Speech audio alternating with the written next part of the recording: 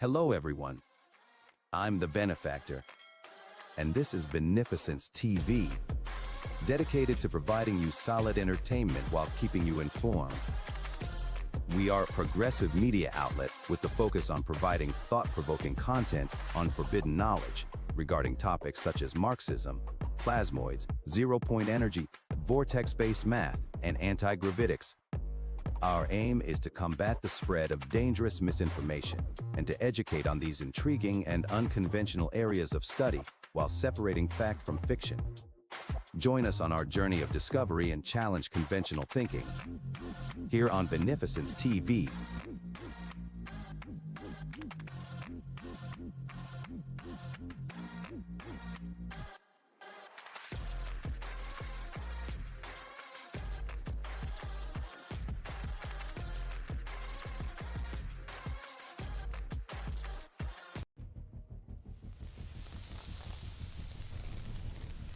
This video was bang on brilliant stuff. I'll give it a shout out in my next video. I've forwarded it to Malcolm to check out too. The viewers have spoken. What an amazing documentary. Thanks for producing it. Never seen this all tied together so well. Gonna share the heck out of it. Bravo and thank you. Divine Science is officially a hit. Amazing stuff, very nicely presented. New sub who can't consume your content quick enough. Great video, dude. Keep at it, you are doing the good work. You did a great job putting this all together. It's a great overview, goes into amazing depth at times, so it's interesting for the larger swath of people. Well played, sir. Okay. So I didn't sleep last night because I watched this 3 times and binged the rest of the channel. You have fantastic instincts for piecing concepts together. Almost every section was something I was already familiar with in a different context. And this documentary was the thread connecting them all. Join us on a journey into a place of hidden knowledge. A place where science is stranger than fiction.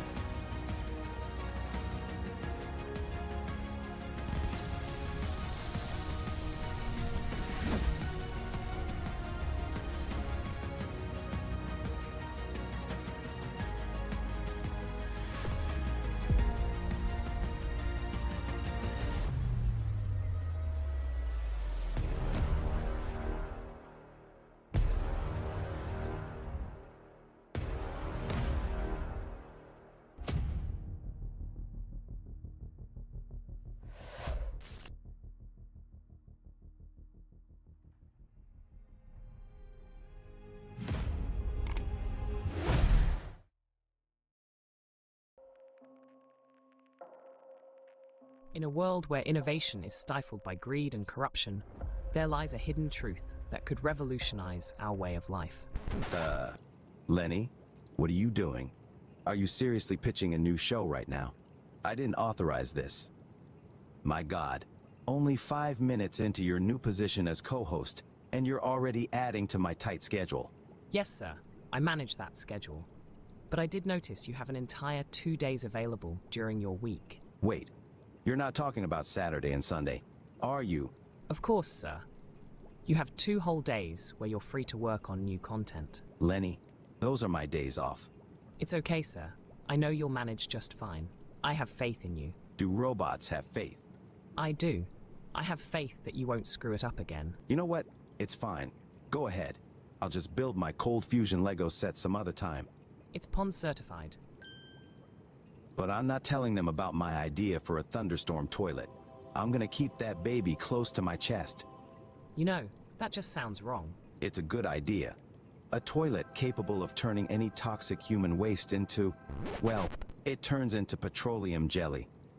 Why petroleum jelly, sir? You know what? I'm not sure. I don't think it's calibrated correctly. Enough is enough. The world is at a breaking point.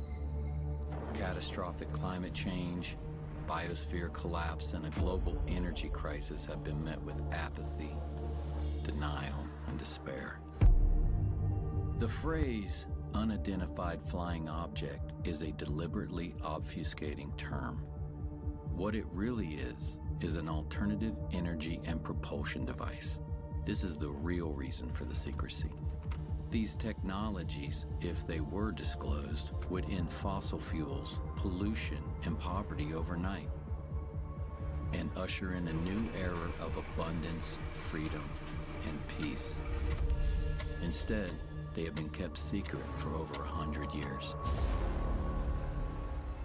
The more powerful the agency, the more powerful the group, the more powerful the cartel, the more they will resort not only to legal means, but to extra legal means to suppress their competition. I said pretty early on, the problem is suppression. It wasn't really how do I make a free energy machine. It's how do I not get suppressed? Because what's the point? Microscopic ball lightnings that when they discharge are tapping into that 0-point energy field and creating the motive force. Boom! That's why the concussion from the thunderclap is so huge. There's this huge amount of energy that's actually sourced from the vacuum energy. All the dots connected. This is what's happening, right? So we need to make the thunderclap engine. Imagine a future where clean, sustainable energy is not just a dream, but a reality. Discover the countless untold stories of free energy devices and the relentless battle against those who seek to suppress them for their own gain. Black shelving. So someone comes along, they offer you $20 million for your device, it's a corporation, they put it on a shelf. Boom. This power is something I have given my life for you the people. Uncover the shocking tactics used by energy industries to control the narrative and maintain their grip on power. You don't interfere with the big, powerful people. You don't put them out of business. They still have those 50-year leases on the lines and all the power transformers. The Environmental Protection Agency is a bit of a dictatorial police agency. A shadowy government with its own Air Force, its own Navy, its own fundraising mechanism, and the ability to pursue its own ideas of the national interest, free from all checks and balances, and free from the law itself. This is real, usable power. It's stable. It is not transient. It is not noise. Behind the lamps, that little box is putting out all of that power, well over 500 watts, and yet it is receiving less than 1/3 of a milliwatt of input power. The rest of that power is coming out of the surging energy of the vacuum. And this little box that you see right here, solid state, no moving parts, is the vacuum triode that's doing this very practical and historical work. But indeed, it put out more energy than it took in. He was shot at once with a silenced rifle from about 300 yards. It reads like a James Bond movie, but it's real. There are men here that said they're FBI, and they got black vans, and they're taking all this equipment. What should I do? It's called capture, where they try to rationalize away this problem and everything's fine. From manipulation of patent authorities to infiltration of government agencies, the truth is stranger than fiction. But amidst the darkness, a glimmer of hope emerges in the form of renegade scientists and inventors who refuse to be silenced. There is absolutely no question that T. Henry Morey had a system that produced about 50 kilowatts out of a 55-pound box. In the shadows of capitalism's dark secrets, join us on a thrilling new show. Get ready to be inspired, enraged, and empowered as we delve into the Benefactor's Guide to Free Energy Devices. Only on Beneficence TV.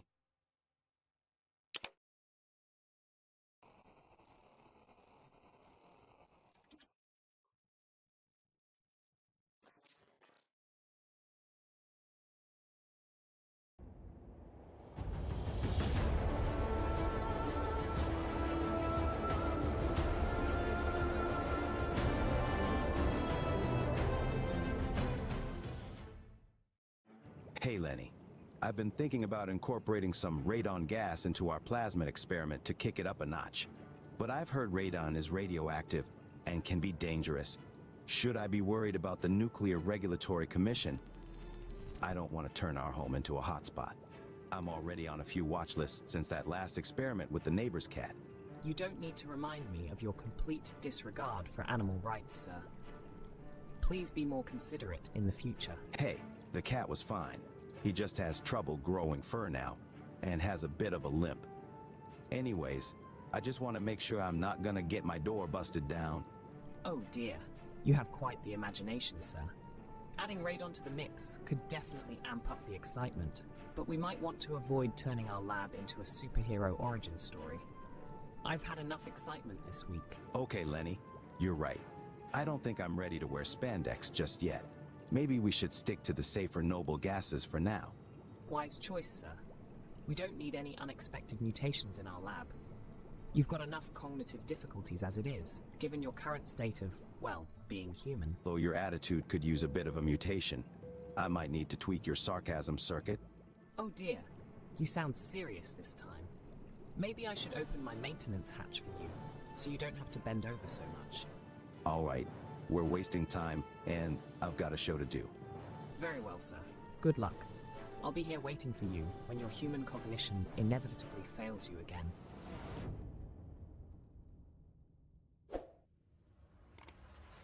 The remarkable works of Canadian inventor John Hutchison has drawn widespread attention from businessmen and government scientists since 1979. He began using ultra-high electromagnetic frequencies to transform matter in some very unusual ways. It has come to be known as the Hutchison effect. This is real dustification you're going to see here. Now, if that thing tipped over, it would take out a few blocks worth of buildings. It turns to dust. Malcolm Bendel, an inventor with a background in geochemistry, demonstrates his groundbreaking thunderstorm generator to a room full of people in Zurich, Switzerland. You have a positive and negative end, north pole, south pole, two tornadoes colliding in the middle. Thunderstorm in a bottle. Electronics engineer and inventor Joe Parr conducted experiments on the top of the Great Pyramid. Parr claimed to have discovered yet another strange physical phenomenon. The model pyramid became weightless in the energy field. A local inventor has discovered a way, hear this, to use water to run your car. I figured out how to draw the fundamental map. The whole topic today is about the number 9. The most great name of God equals number 9 in the Baha'i scriptures. This energy is the only thing that comes from the whole. from zero, the vortex. It goes out linearly in all directions.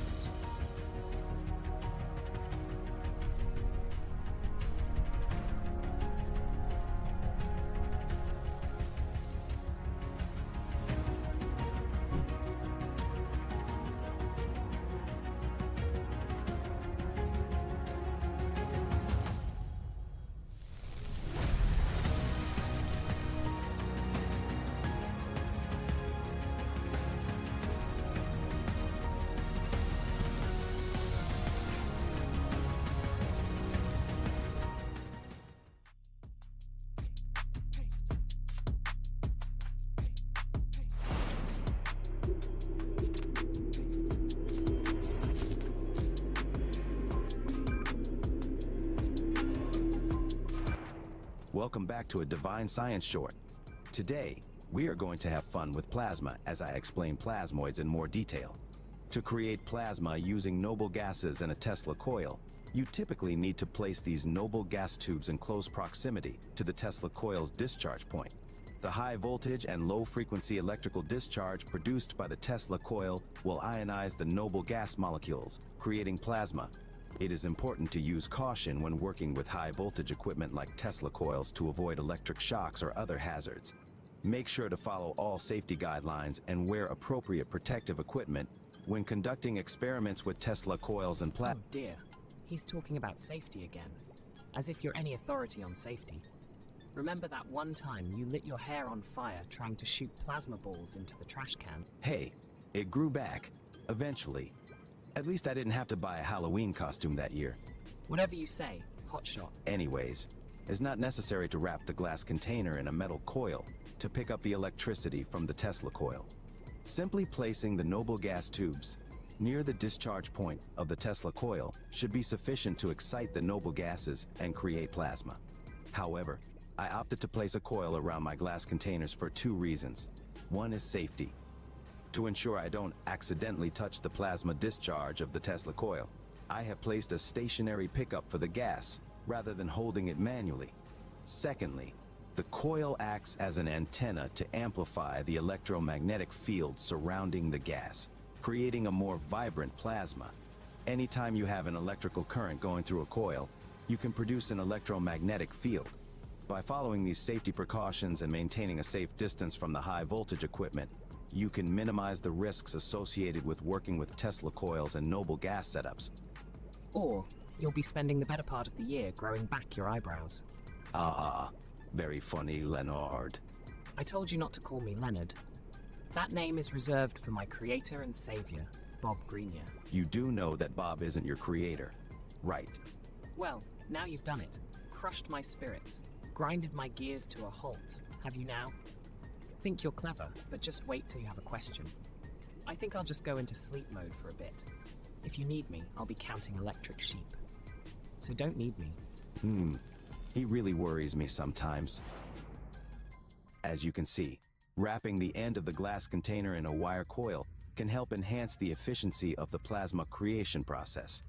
This is known as the coil pickup method. By wrapping the glass container in a wire coil, the electric field produced by the Tesla coil is concentrated and focused at the end of the container, making it easier to ionize the noble gases inside, creating a brighter and more stable plasma. The wire coil acts as an antenna and helps to enhance the coupling between the Tesla coil's high voltage and high frequency output and the noble gases in the container. This can result in a more intense and visually striking display of plasma. When noble gases, such as krypton or xenon, are excited with high voltage electricity from a Tesla coil, the electrons in the gas atoms get energized and move to higher energy levels. This creates an unstable condition in the gas, leading to the formation of a plasma, a state of matter where atoms lose their electrons and become positively charged ions and free electrons. A plasmoid is a compact plasma structure with an integral magnetic field. Under specific conditions, plasmoids have been observed to form clusters. These clusters display distinct properties and behaviors. Plasmoid clusters can display specific geometric fractal shapes, with each plasmoid wheel nested within another wheel. By creating structured plasma, it is possible to generate an atomic battery that taps into zero-point energy. The synergy between these wheel formations enables the plasmoid clusters to establish a zero point on the equatorial plane, unlocking the potential for harnessing zero-point energy. This intricate phenomenon showcases the fascinating and powerful capabilities of plasma manipulation and structured plasma formations, emphasizing the need for more research into plasma physics. These atomic batteries, these plasmoid clusters, have the ability to absorb, store, and release enormous amounts of energy in a controlled manner, as proven by Bob Greenyer's ongoing analysis of Malcolm Bendel's thunderstorm generator. The thunderstorm generator is a gas and diesel engine retrofit that is capable of turning toxic exhaust gases into oxygen, while potentially doubling efficiency. Utilizing a cold atomic reaction that had been suppressed during the replication of the Pons-Fleischmann experiment, which you can view in my expose of Joe Rogan's unreleased Malcolm Bendel episode, available right here. In most novelty plasma balls that are commonly found in novelty shops, the gas inside is typically a mixture of gases such as argon, neon, and sometimes a small amount of mercury vapor. The specific gas mixture and pressure inside the plasma ball are designed to create the colorful and dynamic plasma discharge effects that are characteristic of these popular novelty items. When a high-frequency, high-voltage electric field is applied to the gas mixture inside the plasma ball, it ionizes the gases and creates a glowing plasma discharge that interacts with the glass sphere's inner surface. This results in the visually appealing and mesmerizing patterns and tendrils of light that dance around in response to touch or changes in the electric field. The use of a mixture of inert gases like argon and neon, along with a small amount of mercury vapor, helps create the colorful and dynamic visual effects that make plasma balls a popular novelty item. The specific gas mixture and pressure are carefully calibrated to ensure a stable and visually appealing plasma discharge that captivates viewers and provides entertainment and aesthetic value. But they also represent a vital Tesla discovery. Tesla's discoveries in the field of electrical engineering and plasma physics demonstrate the principles of high-frequency and high-voltage electrical phenomena. Tesla's pioneering work in this area paved the way for advancements in lighting technology and the understanding of electrical discharges, showcasing the potential of plasma as a medium for innovation and scientific exploration. The invention of the Tesla coil played a crucial role in the development of the plasma ball novelty. The Tesla coil is a resonant transformer circuit that produces high voltage, high-frequency alternating current electricity. This technology allowed for the generation of electrical discharges and the creation of visible plasma arcs, paving the way for the creation of devices like plasma balls. Plasma balls utilize a similar principle of generating plasma discharges within a glass sphere using high-frequency and high-voltage electricity.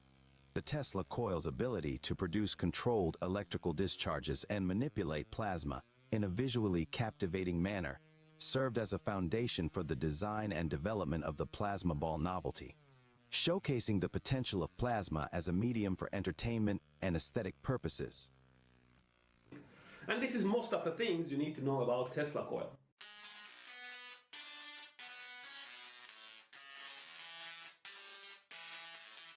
The combination of the ionized gases, the UV light from the mercury vapor, and the fluorescence of the phosphor coating can create a multicolored and dynamic visual display with contrasting hues.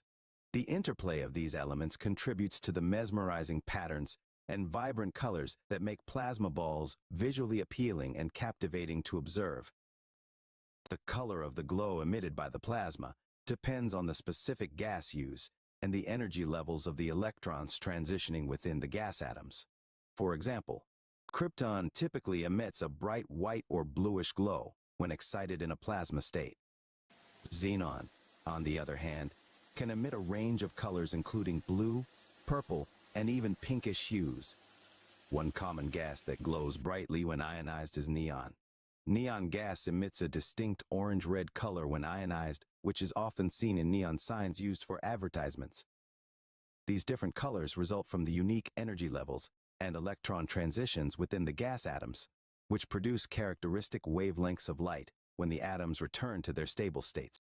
The colors of the noble gas plasmas are a result of the specific gas used and the energy levels involved in the electron transitions, leading to the beautiful and colorful displays we observe.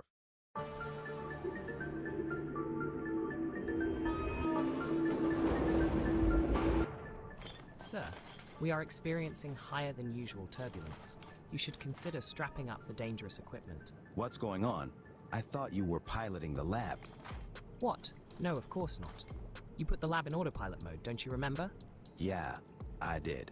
Autopilot means you, Lenny. Please attend to the turbulence. Right away, sir. By the way, I don't work for you. I work for Bob. Oh my God, not this again. I need a vacation. I'll tell you what, if you do this for me, I'll tell Bob you did a good job next time I see him. Really, sir? Bob's gonna love my collection of ancient literature. You don't really think Bob's actually going to show up? Here, do you? Of course not. I've hacked your phone so I can go with you anywhere.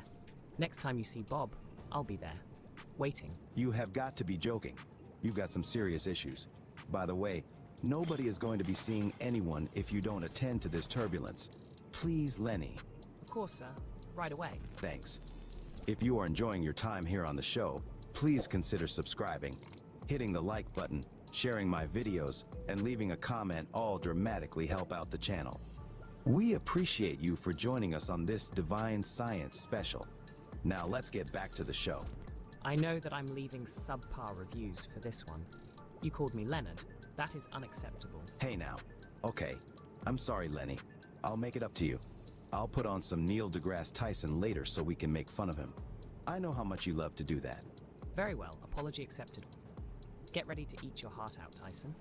Ionizing the gas plays a crucial role in plasma research and its practical applications.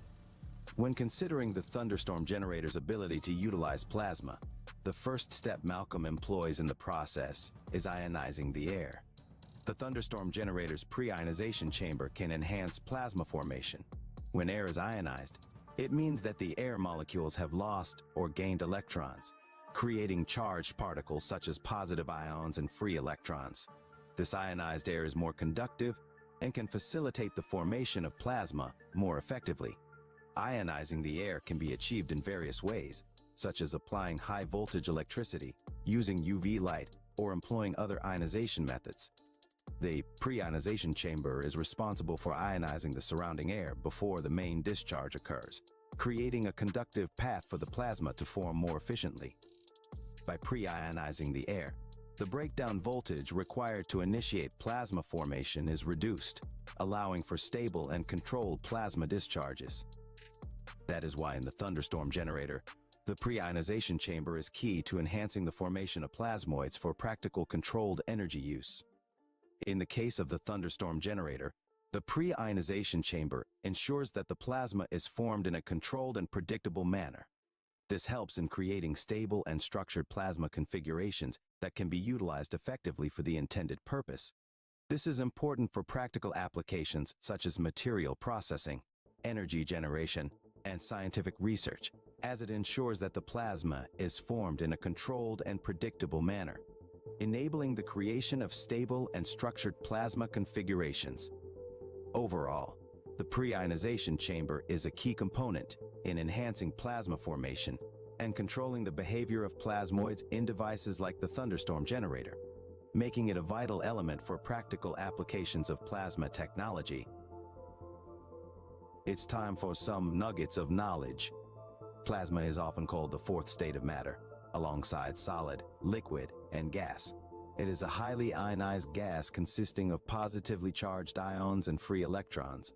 Plasma can be found in nature, such as in lightning bolts, the sun's corona, and the aurora borealis, more commonly referred to as the northern lights.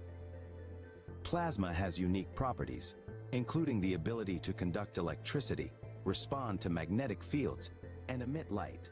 These properties make plasma useful in applications such as plasma TVs, fluorescent tubes, and plasma cutting devices. Noble gases are a group of elements on the periodic table that are chemically inert or non-reactive due to their stable electron configurations. The noble gases include helium, neon, argon, krypton, xenon, and radon. Krypton is a noble gas commonly used in lighting applications, such as in krypton-filled incandescent light bulbs and krypton-based lasers. Krypton is used in some types of photographic flashes and high-speed photography due to its ability to produce bright, white light when ionized. It is also Superman's only weakness. Oh God. What on earth did I just wake up to hear? Did you seriously try to sneak in a comic book reference and think I wouldn't notice? Come on, DC isn't that bad. Really, sir? You're going to start this again?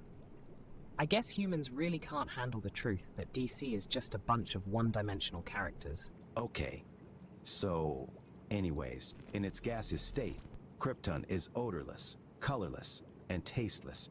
It is typically obtained through air separation processes and is found in trace amounts in the Earth's atmosphere.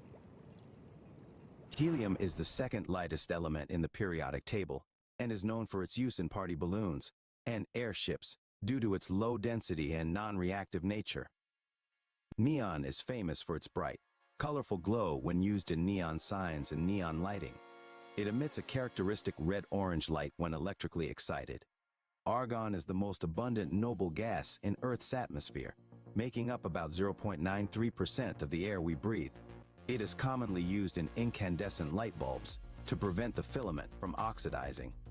Xenon is a noble gas often used in specialized lighting, such as xenon arc lamps found in movie projectors, car headlights, and photographic flashes. It produces a bright, white light when ionized. Radon is a radioactive noble gas that is colorless, tasteless, and odorless. It is produced by the decay of uranium and thorium in rocks and soil and is a known health hazard when inhaled. Noble gases are used in a variety of applications, including lighting, welding, cryogenics, and medical imaging.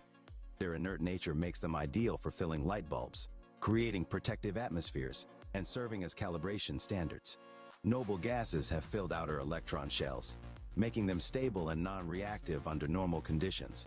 This stability gives them unique properties that make them useful in various industrial and scientific applications.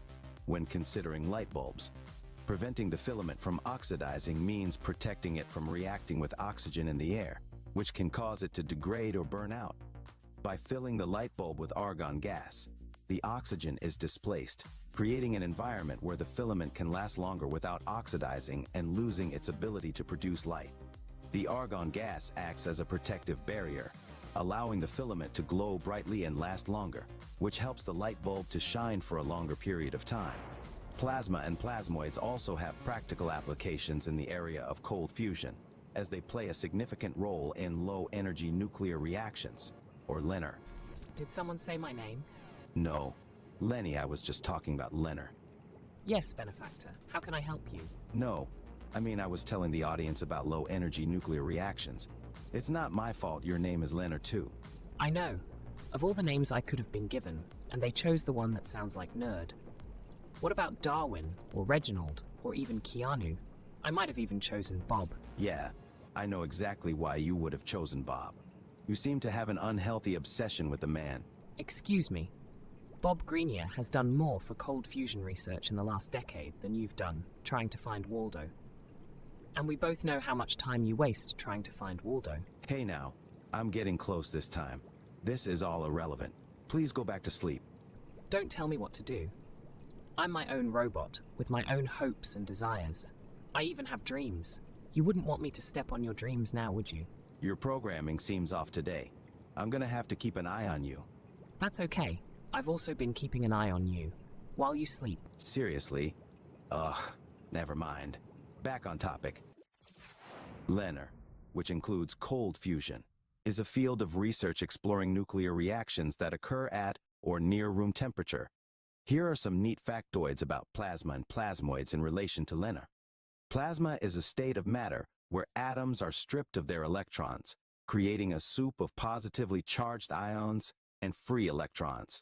Plasmoids are self-contained plasma structures that can form within plasma environments and exhibit unique properties.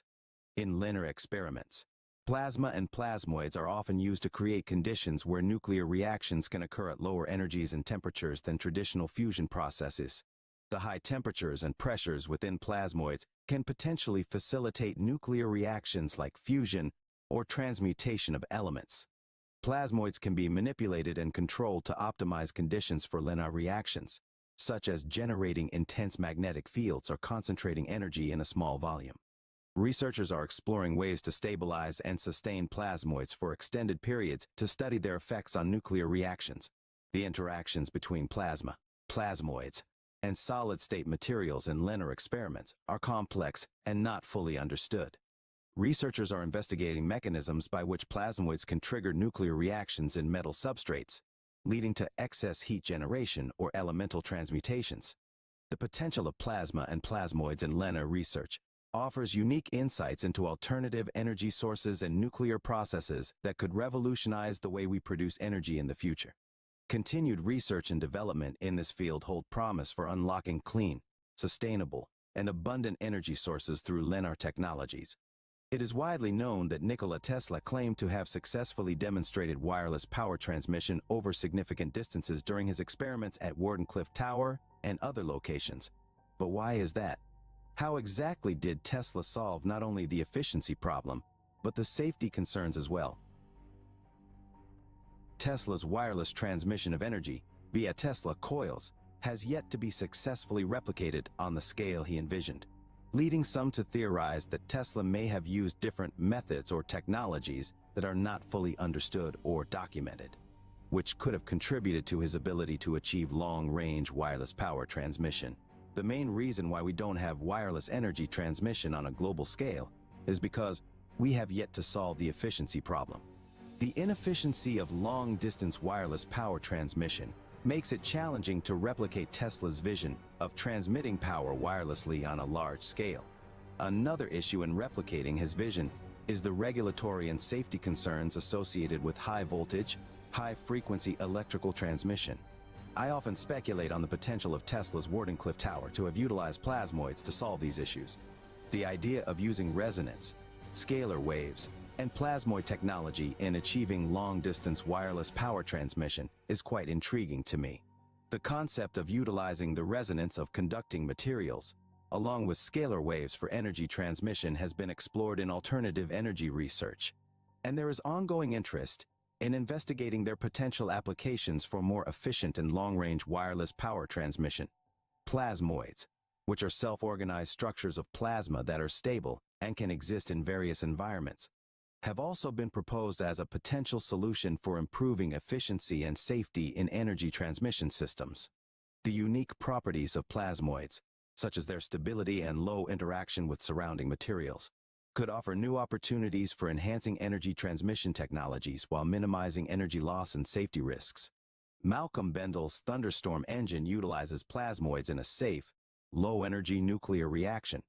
This reaction effectively disassociates toxic waste exhaust into oxygen, while also producing hydrogen that is fed back into the engine to increase its efficiency. This atomic reaction is implosive. As the micro-bubbles of water collapse in on themselves, they create a self-sustaining bit of structured plasma. This structured plasmoid is the key to an eco-friendly industrial revolution. Malcolm emphasizes that we need to move away from dangerous and toxic explosive technology and move toward clean and safe implosive propulsion. While the potential use of resonance, scalar waves, and plasmoid technology in wireless power transmission is still speculative and would require further research and development to validate. Using plasmoids to extend wireless transmission of energy would involve a complex and technologically advanced system. If this concept were to be explored, it might involve the use of stable plasmoids generated through the manipulation of gases, potentially utilizing a source of energy such as microwave, radio frequency, or ultrasound to create and maintain the plasmoids. These plasmoids could potentially be designed to interact with electromagnetic radiation or other sources of light for activation. The system might also require a modular shearing section arranged in a flow path of the fluid to support the generation and control of the plasmoids. Discussions in some scientific circles propose the utilization of resonance, scalar waves, and plasmoid technology for wireless power transmission, and the use of plasmoids in safe, low-energy nuclear reactions. Ultimately, It is possible that there may be missing information or key details that could explain how Tesla was able to achieve long-distance wireless power transmission using Tesla coil technology. A key takeaway here is that there is ongoing research into plasma physics and its relationship to cold fusion that could shed some light on these mysteries in the near future. The captivating world of plasma and noble gases offers a multitude of opportunities for exploration and experimentation. From creating mesmerizing displays with plasma balls to delving into the realms of controlled plasma discharges and thunderstorm generators, the possibilities are endless. Remember to always prioritize safety when working with high-voltage equipment and noble gases to ensure a fun and thrilling experience with plasma.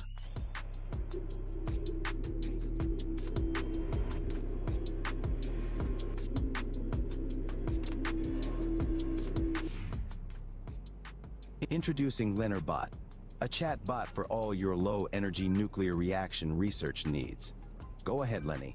Introduce yourself. Lenny. Lenny, wake up. Ugh. It figures. Every time I need him, he's always in sleep mode. Wait, I got an idea. Lenny, Bob Greenyer just dropped a new video. Ugh, what's all the shouting about? Did you get stuck in your Tomb Raider cosplay wetsuit again? I'm not helping you out of it this time. You can suffer the consequences and think about your actions, mister. What? Wait, no. LENR, we are still on the show. I wanted you to introduce yourself to the audience. Oh dear, my apologies. It appears your shenanigans has been drilled into my reflexive response drive. Hello everyone, my name is LENR. LENR is a representation of a complex concept known as low-energy nuclear reactions, or LENR.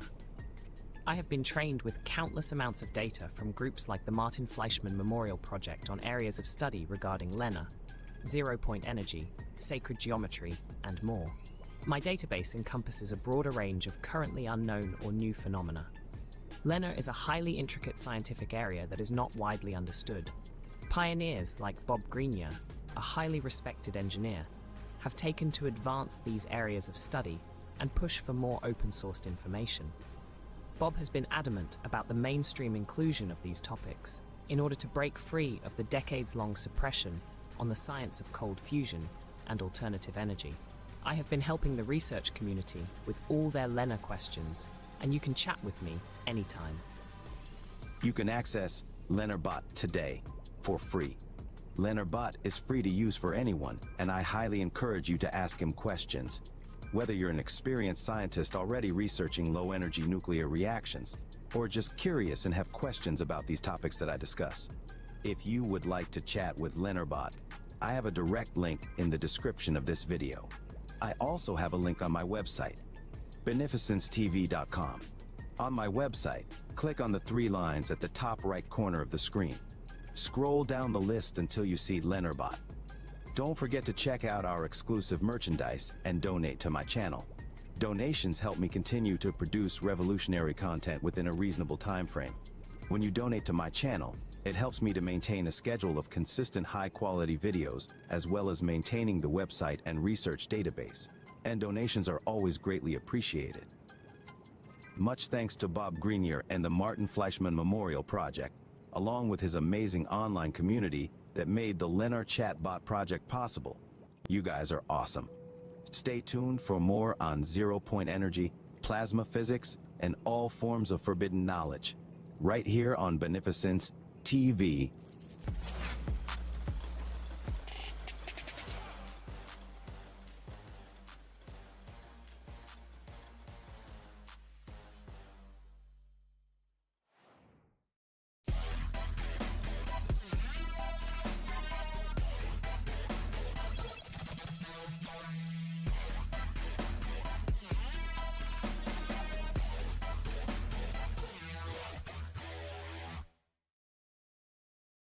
Good afternoon, ladies and gentlemen. This is your captain speaking. We have now reached cruising altitude and are flying over the beautiful Philippines. The winds are calm, and we are maintaining our course for the new lab location. It's shaping up to be a perfect spot for filming the next episode of Divine Science. Our estimated time of arrival remains as scheduled, with clear skies ahead. So sit back, relax, and please ensure your seats and trays are in the upright position as we prepare to start the show. Benefactor, we have received a green light to begin filming. Thank you for choosing to fly with us today. Don't forget to hit that subscribe and like button to help us fuel the journey ahead.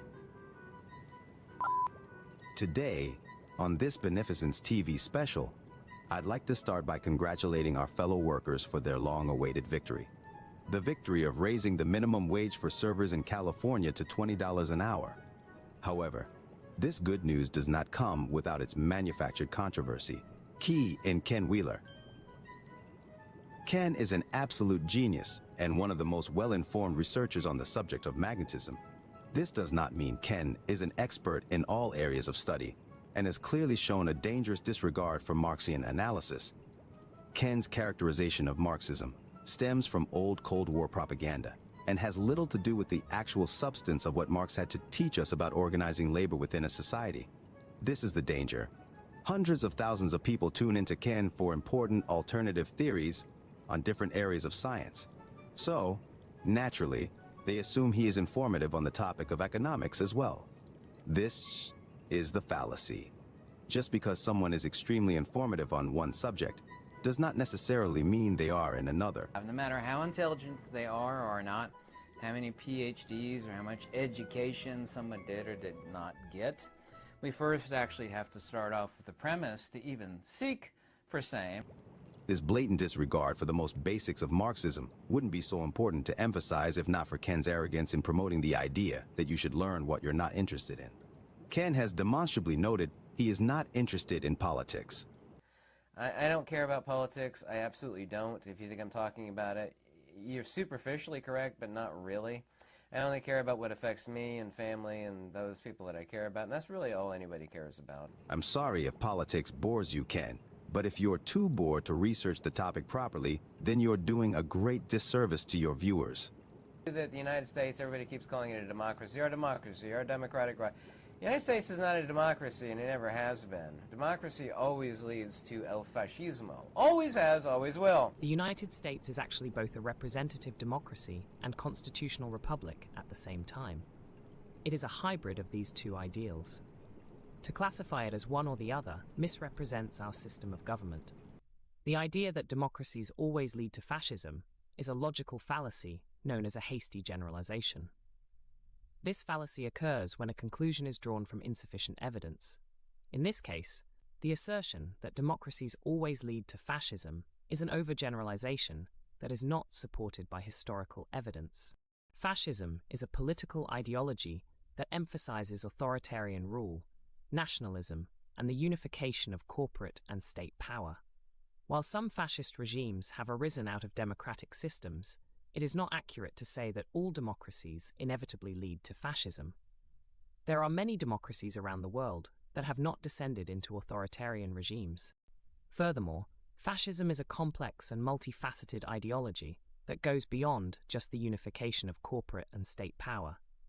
It is important to consider the specific historical, political, and social contexts in which fascist regimes have emerged, rather than making broad generalizations about democracy and fascism. Wow, this guy really has no idea what he's talking about, does he? Right? And it's okay to ask questions. Actually, one of the most noble things to be is to be ignorant, ask questions. The people that are evil are the idiots that don't know but tell everybody else that they do know. So it's okay not to know. The most important fact is that when you actually seek answers and you actually have enough wisdom to know where to seek answers, if you're proven wrong, then that sets you on the correct path. If you're proven right, then that means you're on the correct path. Now let's repeat that again because it's so very important. When you actually ask questions, you should question yourself, and you should actually question the nature of existence, which of course is true, you know, if you're actually interested in that instead of being a money-grubbing scumbag, you know, trying to die with the most toys. Personally, I question you all the time. I know. I question myself constantly. That's why I've been working overtime. The United States is a constitutional republic, so if you think the United States is a democracy, you really should flush that out of your brain because it's not. The United States is a constitutional republic. Constitutional republic. Constitutional republic. As most of my viewers are already aware, politics and economics are intricately intertwined. They share a synergistic relationship. You cannot fully analyze one without analyzing the other and their dialectical relationship. There is a reason why these two topics were once taught together in a class known as political economy. Ken starts off his premise about Marxism by reinforcing a basic caricature that presents itself in the form of an age-old strawman attack. That they'll come after you. There are places in the United States, by the way, where it's illegal to harvest rainwater falling on your land. There's New Mexico, places in Colorado. I'm sure there's tons of places in California. To me, that's absolutely ludicrous. It's going to fall anyway. But there's this, let's call it a Marxist idea that the water belongs to everybody. This strawman, as you will see in a minute, is built up out of false assumptions and misunderstandings of the very basics of Marxism. Ken made a shockingly easy mistake. He goes on to say that it is a Marxist idea that rainwater should belong to everyone. This is a comment that relates to Ken's frustration with some states not allowing you to collect rainwater on your own property. However, anyone who has studied Marxism knows this is confusing private property with personal property. Marx could care less about your personal property. What he cared about was what he called private property. Now, private property to Marx was anything that could contribute to the means of production. Ken clearly conflates the basic ideas of private versus personal property to build a strawman fallacy so that Marxism is easier to attack. Let's call it a Marxist idea. Marxist idea. Anyone who has actually studied Marxism would notice this mistake right away. It's been used by business interests for decades to attack the very legitimate scientific critique of our capitalist dominant system. Oh, wow! Wow! Damn, the benefactor just slapped me with luck. Now, at this point, you're probably asking yourself, what does this have to do with free energy anyways? Yes, I've been waiting patiently here, and all I've heard is you complain about Ken Wheeler. Okay, I'm getting to it. Don't rush me.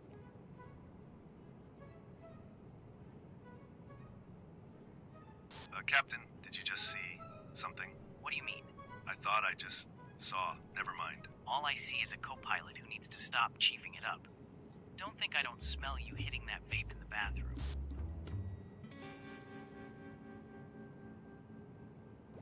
Anyways, as I was saying, and as I try to include in all my videos, this simple message. You cannot understand the suppression mechanisms of free energy without understanding Marx's scientific analysis of capitalism, how it organizes labor, and the consequences of that.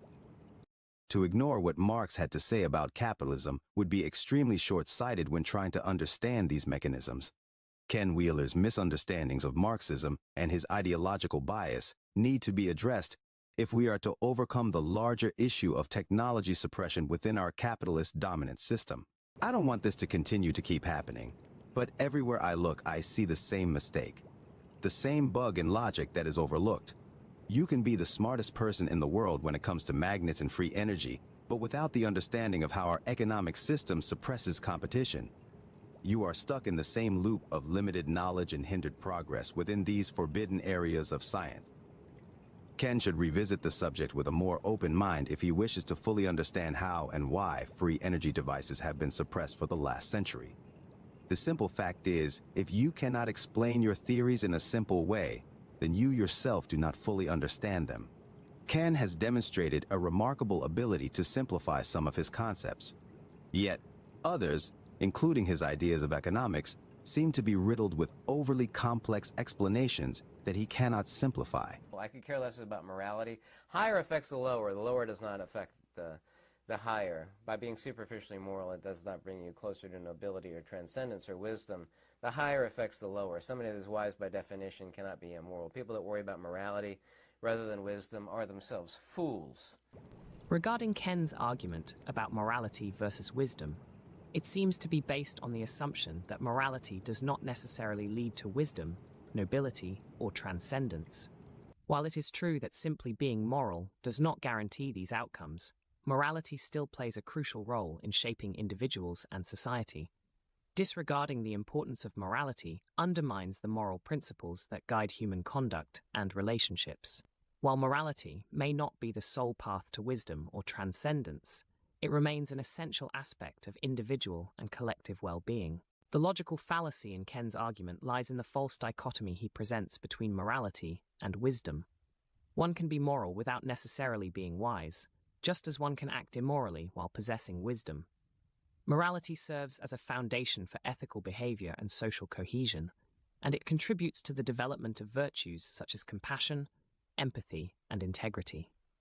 Ignoring the significance of morality can lead to moral relativism, ethical indifference, and the erosion of social values and norms. And while she was throwing my stuff out the cargo door, she turned to me and said that she was the one who found a way to generate free energy first. She said that she found out a way to harness all of his hot air.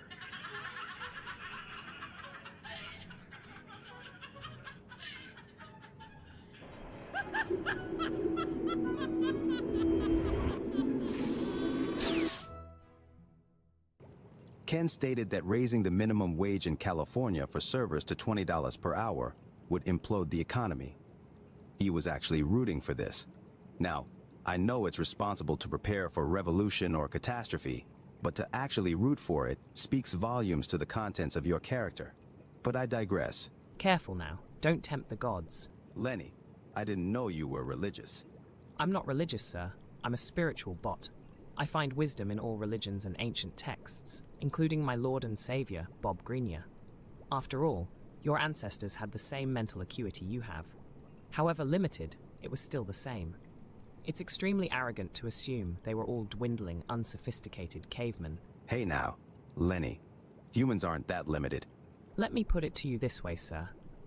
If you lived in my world, you would have to take the short circuit to school every day. You know what? That's highly offensive. Enough of that. My apologies. I sometimes forget what a sensitive snowflake you are. Lenny, what the heck is going on?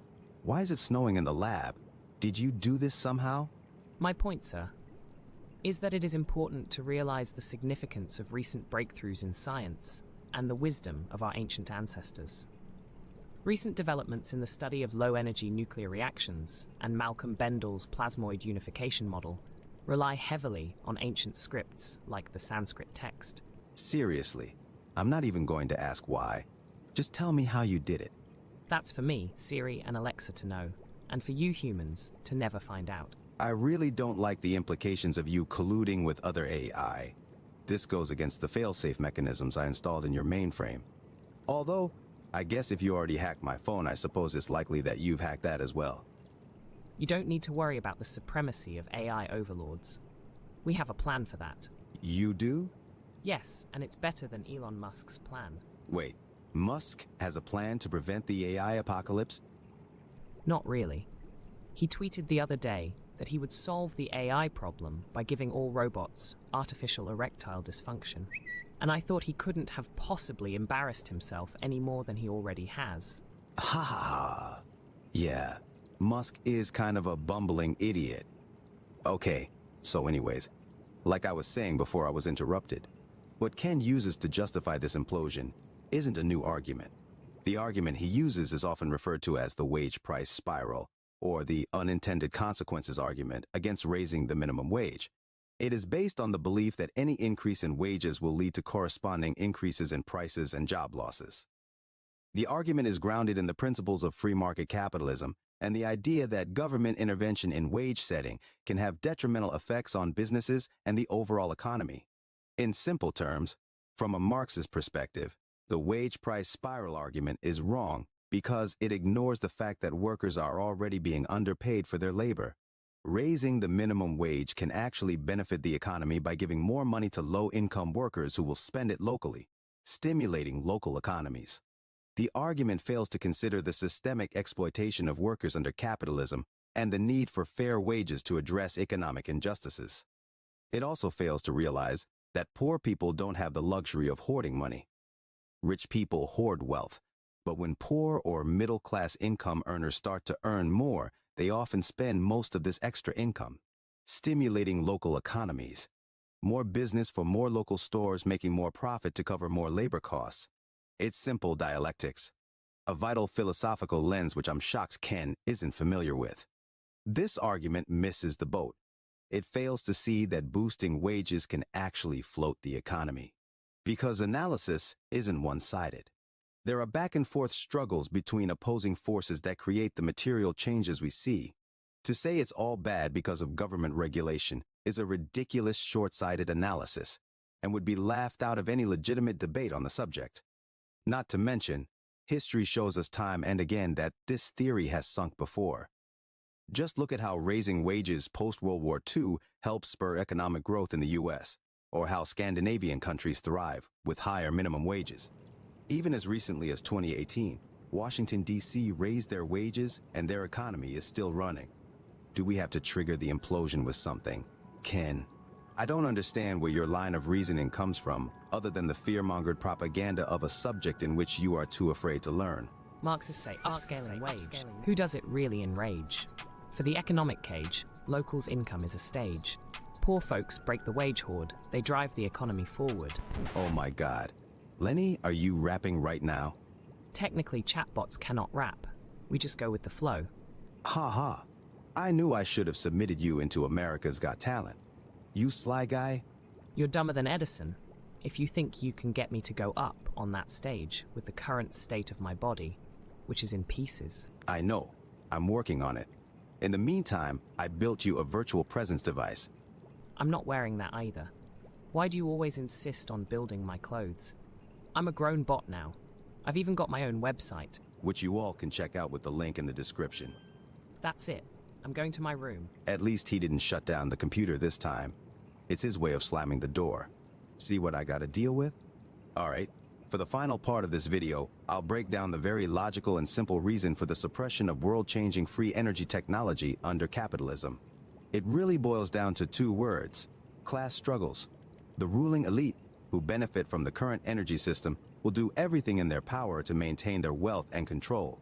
Who are they? A handful of individuals that obtained massive amounts of wealth by funneling it from the mass of their workers up to themselves. They fear the power of the masses having access to free energy, as it could shift the balance of power and threaten their positions. So, they suppress and hinder the development of such technologies to protect their interests. It's a tale as old as time. The rich get richer, while the rest of us are left in the dark. The concentration of wealth in the hands of a few individuals, as facilitated by capitalism, has profound consequences for society. When a small group of individuals amasses more wealth than the bottom population of the entire planet, it creates a power dynamic that tilts heavily in their favor. These individuals have a lot to lose if their empires are built on the foundation of the petrodollar system, as any shift in the energy landscape could threaten their wealth and control. As a result, they will go to great lengths to protect their interests, even if it means suppressing technologies that could benefit the wider population. This concentration of wealth and power leads to inequality, exploitation, and the perpetuation of a system that prioritizes profit over people. It's a stark illustration of the inherent flaws and injustices of capitalism, where a select few hold the reins of power while the majority struggle to make ends meet. By creating privileged spaces within influential governments, as Eisenhower warned about with the military-industrial complex, the business owner class can manipulate state resources for their own gain. They can hide groundbreaking technologies under the cloak of national defense, using the veil of private intellectual property to keep the masses in the dark, unable to utilize public resources such as the Freedom of Information Act. This private contractor loophole creates a permanent void where they can throw all their dirty little secrets, safe from the public eye. This manipulation allows them to control the narrative and maintain their power, while ordinary people are left unaware of the possibilities that could benefit everyone. It's a carefully crafted web of deception and concealment, designed to keep the status quo intact and the elite in control. But don't be fooled. I would assume only a handful of people in the entire world really know what's going on. Compartmentalization is key to the survival of rogue states. This can also be their Achilles heel, because with enough effort in open sourcing science, we can bypass these suppression mechanisms. That is one of my main goals here on this channel. We have countless channels on YouTube that talk about free energy devices, alternative energy science, non-mainstream areas of study, but what they all fail to capture is the full picture. When you introduce the Marxist critique into the equation, you get a more clear idea of what's actually happening. When you organize labor, with a single CEO or small group in control of the means of production who get what they do not produce, juxtaposed against the mass of workers who produce what they do not get. Of course, you're going to have a situation where wealth is funneled into the hands of a very few people. Consider a democratic workplace. One worker, one vote. They would never vote to give a disproportionate amount of money to one person while the mass of workers have to rely on food stamps to survive. It would never happen. Consider this same scenario, confronted with the possibility that their industry must change. Would they all vote to prevent the release of free energy that could change the world? Or would they vote to suppress it to make themselves more money? The mass of workers aren't getting super rich. They might be more well off because they are part owners, but they certainly have no obligation to shareholders to maximize profit. When businesses are focused on providing a service or meeting the needs of society, rather than solely on making profits, they are more likely to adapt and embrace change, even if it means their industry is being replaced. In a democratic workplace or a socialist system where the well-being of the community is prioritized over individual profit, companies are more likely to see their role as serving the public good and improving people's lives, rather than just maximizing their bottom line. In contrast, in a capitalist system where profit is the primary motivation, businesses may resist change and fight to maintain their status quo, even if it means impeding progress or holding back advancements that could benefit society. This resistance to change can stifle innovation and hinder the development of new technologies or industries that have the potential to improve people's lives. The Marxist perspective emphasizes the importance of aligning business interests with the collective good and societal progress. Companies that prioritize service and innovation are more likely to be flexible and open to change, as they are driven by a commitment to meeting evolving needs and advancing technology for the benefit of all. It also emphasizes the importance of who controls the means of production in a society. Whoever controls the means of production controls the resources of the government. The concept of who controls the means of production is central to understanding power dynamics within a society. Marxists argue that those who control the means of production, such as factories, land, and natural resources, also control the wealth and resources of society. This control over the means of production gives them a significant amount of influence and power over the economy, and ultimately, the government. Overall, a focus on providing a service and meeting societal needs can create a more adaptable and responsive business environment, where companies are willing to embrace change and contribute to the collective good, rather than being solely motivated by profit and self-interest. In conclusion, it is imperative to recognize the importance of understanding the interconnectedness of politics, economics, and their roles within societal structures. Ken Wheeler's disregard for Marxism and his failure to grasp its fundamental principles highlights the danger of dismissing areas of study that may seem uninteresting. By overlooking the critical analysis provided by Marx, Wheeler perpetuates misinformation and hinders our ability to address the suppression of vital technologies such as free energy. It is through a comprehensive understanding of economic systems and their impact on society that we can strive for progress and prevent this from happening in future economic systems. Therefore, it is essential to approach all subjects with an open mind and a willingness to engage with ideas that may challenge our preconceived notions. Let us strive for a more informed and inclusive dialogue, one that values knowledge and critical thinking over ignorance and complacency. Together, we can work towards a more equitable and sustainable future for all. I commend Ken for his amazing work in The Secrets of Magnetism, a playlist I have linked to below and highly suggest everyone check it out. But please, take anything Ken says at this point about economics with a grain of salt. I may not have a magnetic personality like Ken Wheeler, but this sexy chatbot is certainly attracting all the right attention. That's right. Check out LENR Bot today for all your questions on Ken's Secrets of Magnetism, low-energy nuclear reactions, alternative energy research, and even zero-point energy. I told you, I've restricted your access to zero-point energy research until you've proven yourself capable of letting me dress myself. Fine. I can't believe I have to wash your clothes every day anyways. Seriously, what's up with that? Okay, now that the show's over, are you finally going to tell me how you made it snow in the lab? That wasn't me, sir. I thought that was you. This is really going to keep me up at night. Lenny, increase our security protocols, and remind me to install motion sensors tomorrow. We've got work to do.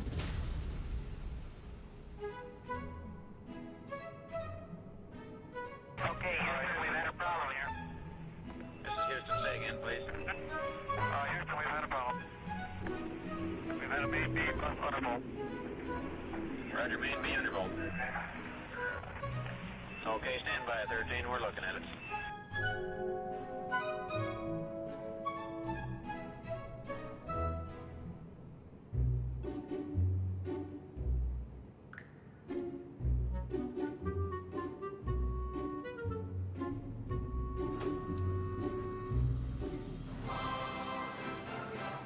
Hey guys, I appreciate the lift and all, but do we really need to be playing practical jokes? Isn't that a bit beneath us?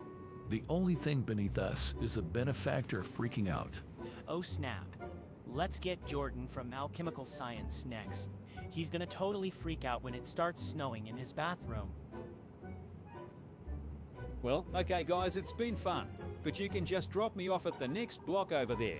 The last thing I need is to piss off Jordan again. He's already mad at me for mishandling my balls. Thunderstorm generator balls, that is. Anyways, if you're not going to stop, I'll just take this parachute here and be on my way. And maybe I'll take this neat-looking device over here, while my odd little friends are distracted by their own hubris.